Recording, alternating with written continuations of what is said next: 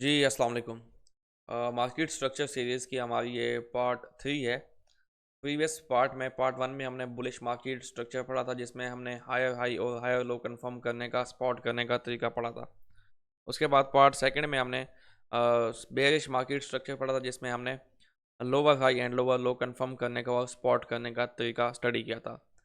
वहाँ तक आपने स्टडी कर लिया, तो नेक्स्ट हम आज स्टडी करने लगे हैं break of structure. Break of structure basically structure की कंटिन्यूएशन को कहते हैं, यानी कि अगर प्राइस बाय में जा रही है तो प्राइस प्रीवियस बाय के स्ट्रक्चर को ब्रेक करती जाएगी और ऊपर मूव करती जाएगी बाय में, यानी कि प्राइस हायर मूव करती जाएगी। इसका मतलब प्राइस प्रीवियस स्ट्रक्चर को ब्रेक करके नया स्ट्रक्चर बनाती जाएगी, जिसको कहा जाएगा ब्रेक ऑफ स्ट्रक्चर। अगर प्राइस सेल में है तो प्राइस प्रीवियस स्ट्रक्चर को ब्रेक करती जाएगी, यानी कि अगर प्राइस ने एक लो लगाया तो प्राइस नेक्स्ट जो लो है वो लोअर लो लगाएगी, प्रीवियस स्ट्रक्चर ब्रेक करके प्राइस एक नया structure to the down side create करेगी, और इस फिनोमेना को कहते हैं ब्रेक ऑफ स्ट्रक्चर। यहाँ पर हम देखते हैं, जैसे कि यहाँ पे देखें प्राइस ये एक बाय की लेग बनाती है। उसके बाद यहाँ पे वैलिड रिट्रेसमेंट आई, जिसने कि प्रीवियस लास्ट बुलिश कैंडल का लो ग्रैब किया, और फर्स्ट रिट्रेसमेंट कैंडल का लो भी यहाँ पे ब्रेक हो गया, तो एक वैलिड रिट्रेसमेंट आई, जिसकी वजह से ये स्विंग हाई जो है स्ट्रक्चरल हाई बन गया। अब जब प्राइस ऊपर जाके स्विंग हाई को ब्रेक करती है, इसको कहते हैं ब्रेक ऑफ स्ट्रक्चर। नेक्स्ट जब प्राइस नीचे आएगी, एक वैलिड रिट्रेसमेंट लेके ऊपर जाएगी और प्रीवियस हाई को ब्रेक करेगी, अगेन ये होगा ब्रेक ऑफ स्ट्रक्चर। ठीक है, तो जब तक प्राइस ब्रेक ऑफ स्ट्रक्चर करती जाएगी ऊपर की तरफ, तो बुलिश ट्रेंड कंटिन्यू रहेगा। इसी तरह अगर आप सेल में देखें तो प्राइस ने एक सेल की लेग लगाई, और उसके बाद प्राइस ने एक वैलिड रिट्रेसमेंट ली है, जिसमें प्रीवियस लास्ट बेरिश कैंडल का हाई भी ग्रैब किया है, फर्स्ट रिट्रेसमेंट कैंडल का हाई भी ब्रेक किया है, और प्राइस यहाँ से डाउन साइड आई और प्रीवियस लो यानी कि जो वैलिड स्विंग लो स्ट्रक्चर लो था उसको ब्रेक किया, तो ये आपका एक ब्रेक ऑफ स्ट्रक्चर हुआ। इसी तरह अगेन अग प्राइस ऊपर जाएगी, रिट्रेसमेंट लेगी, एक लोअर हाई लगाएगी और प्रीवियस लो को ब्रेक करेगी, अगेन एक लोअर लो बन जाएगा, जिसकी वजह से एक बेयरिश साइड पे ब्रेक ऑफ स्ट्रक्चर होगा। जब तक प्राइस ने अपने ट्रेंड को कंटिन्यू करना है तो प्राइस ने अपना स्ट्रक्चर ब्रेक करते रहना है। रियल मार्केट एग्जांपल जिसके हम देख लेते हैं। नेक्स्ट वीडियो में हम चेंज ऑफ कैरेक्टर स्टडी करेंगे, वो बहुत इंपॉर्टेंट टॉपिक है, तो आपने उस पर लाजमी ध्यान देना है। यहाँ पे जैसा कि 30 मिनट का चार्ट है, आप देखें तो ये जो था लास्ट बेरिश कैंडल थी, उसका हाई ब्रेक हुआ। ठीक है, फर्स्ट रिट्रेसमेंट कैंडल उसका हाई भी ब्रेक हुआ, प्राइस ने आगे यहाँ पे ब्रेक ऑफ स्ट्रक्चर किया टू द डाउन साइड, और ये आपका लास्ट हाई लगा। उसके बाद प्राइस यहाँ से बुलिश हुई, तो ये आपका स्ट्रक्चर लो बना। ठीक है जी, और ये आपका बना स्ट्रक्चर हाई। अब जब प्राइस ऊपर की तरफ मूव करती है, मैं ज़रा कैंडल्स को बड़ा कर लेता हूँ ताकि आपको आसानी से दिखाई दे। अब प्राइस ऊपर की तरफ नीचे आती है, रिट्रेसमेंट लेती है, लास्ट बुलिश कैंडल ये है, इसका लो भी स्वीप हुआ, ब्रेक हुआ, और फर्स्ट रिट्रेसमेंट कैंडल का लो भी ब्रेक हो गया, तो वैलिड रिट्रेसमेंट एक आती है। उसके बाद प्राइस यहाँ पे स्ट्रक्चर शिफ्ट करती है, जो कि इनिशियल कंफर्मेशन होती है कि प्राइस वापस से अपना ट्रेंड कंटिन्यू करने लगी है। यहाँ से आपको बाय मिलती है और प्राइस ऊपर जाके ब्रेक ऑफ स्ट्रक्चर कर देती है। ठीक है, तो अब आपका हाई कहाँ पे शिफ्ट हो गया? जो पहले आपका हाई यहाँ पे था, ये वाला हाई था आपका, अब ये शिफ्ट हो गया यहाँ पे, क्योंकि प्राइस ने यहाँ पे ब्रेक ऑफ स्ट्रक्चर कर दिया। हम इसको मार्क कर लेते हैं एज ए बॉस।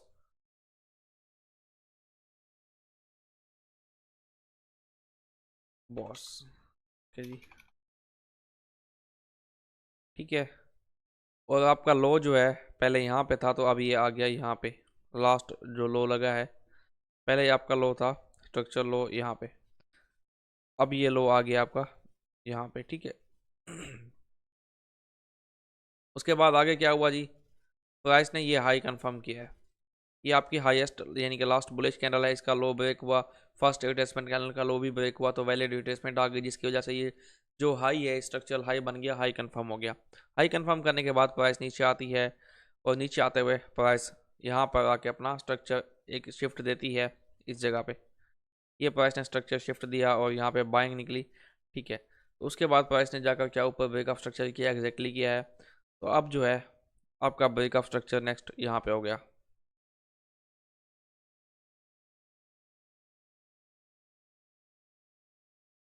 अब आपका ब्रेक ऑफ स्ट्रक्चर जी यहाँ से बॉस हो गया जी,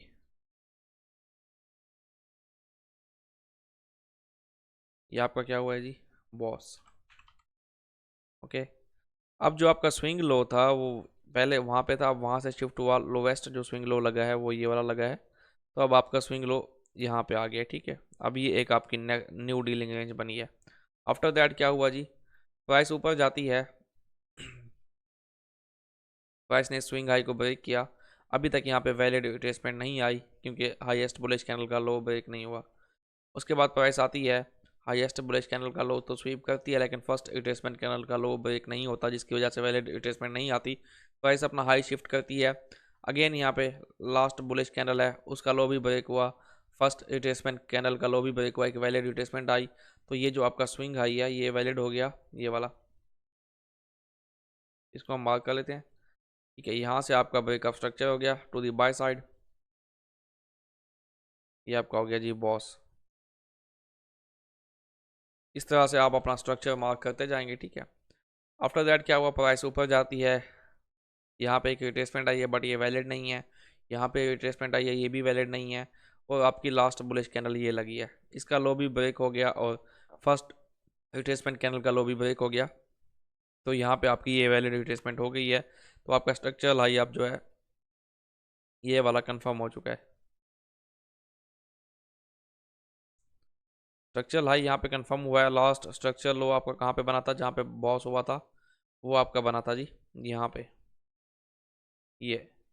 सो according to this chart, gold 30 minutes chart, gold is bullish above 4074.12। इससे ऊपर जब तक 30 मिनट्स की कैंडल्स रहती हैं तो गोल्ड यहाँ से बुलिश है, और आई थिंक ये इसका पॉइंट ऑफ इंटरेस्ट हो सकता है, ये वाला एरिया, और यहाँ से गोल्ड अगेन बाय में जा सकता है। ठीक है, यहाँ से गोल्ड को बाय में देखा जा सकता है कंफर्मेशन देख के। इस तरह आप बुलिश स्ट्रक्चर मार्क कर सकते हैं। अब हम चलते हैं जी बेरिश स्ट्रक्चर की तरफ, हमें सेल साइड का स्ट्रक्चर दिखाई दे जाए। 5 मिनट में चलते हैं क्योंकि बेरिश स्ट्रक्चर नज़दीक नहीं है, 5 मिनट में हमें ईजिली मिल जाएगा, और हम break of structure change of correct sorry break of structure जल्दी से मार्क कर सकते हैं यहाँ पे।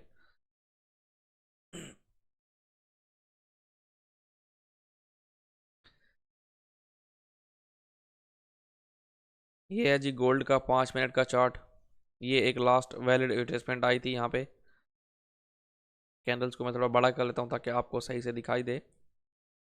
ये एक लास्ट वैलिड रिट्रेसमेंट आई, ये लो लगा। ठीक है जी, हम इसको मार्क करते हैं, यहाँ पे ये लो लगा है।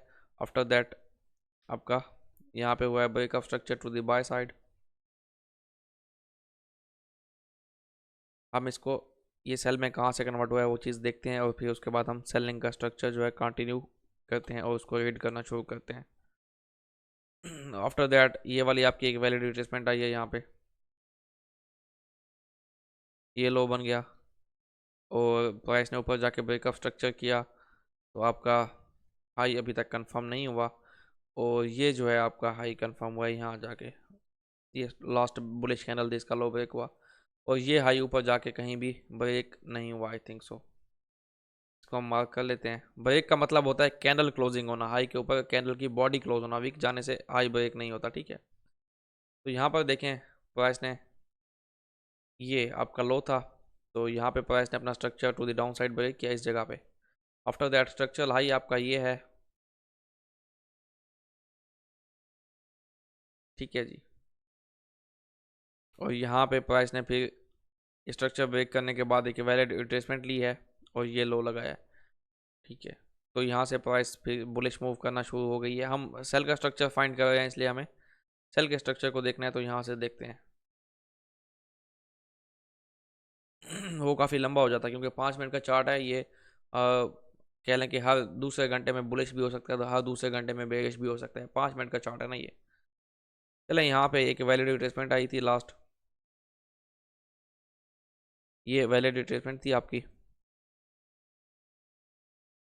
ठीक है, वैलिड क्यों थी, क्योंकि इसने लास्ट बुलिश कैंडल का लो भी ब्रेक किया, फर्स्ट रिट्रेसमेंट कैंडल का लो भी ब्रेक किया, और ये आपका हाई लगा। तो स्ट्रक्चरल हाई आपका कहाँ पे बन गया, ये वाला।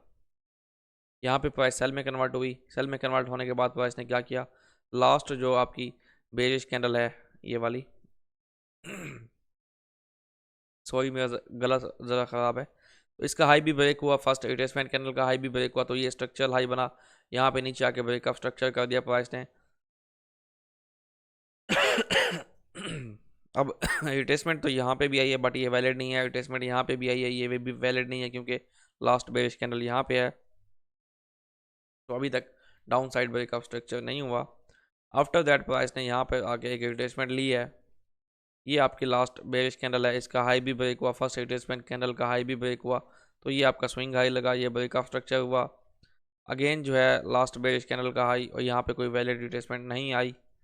ठीक है, यहाँ पे देखें तो लास्ट बेरिश कैंडल इसका हाई ब्रेक हुआ, फर्स्ट रिट्रेसमेंट कैंडल का हाई भी ब्रेक हुआ, ये आपका स्विंग हाई बना, यहाँ पर आके आपका ब्रेक ऑफ स्ट्रक्चर हो गया। ठीक है, इस तरह से आपका सेल का स्ट्रक्चर एक कंटिन्यू होता जा रहा है और चल रहा है। उसके बाद फिर प्राइस यहाँ से बुलिश हो रही है, तो इस तरह से आप अपने स्ट्रक्चर को मार्क करना सीख सकते हैं। ब्रेक ऑफ स्ट्रक्चर आपने साथ साथ मार्क करते जाना है, जब तक ब्रेक ऑफ स्ट्रक्चर एक डायरेक्शन में होता जाएगा तो आपका ट्रेंड कंटिन्यू रहेगा। जब अपोजिट डायरेक्शन में होगा तो उसको कहते हैं चेंज ऑफ कैरेक्टर, जिसको हम अगली वीडियो में देखेंगे। अगर ये वीडियो अच्छी लगे तो इसको लाइक और कमेंट लाजमी कीजिएगा, और मेरे चैनल को फॉलो कीजिए ताकि आपके साथ ऐसी अच्छी अच्छी वीडियोज़ मैं आपके साथ शेयर करता हूँ। ओके जी, wait for the next part 4 of the structure series, where we will discuss the change of character. Take care, अल्लाह हाफिज़।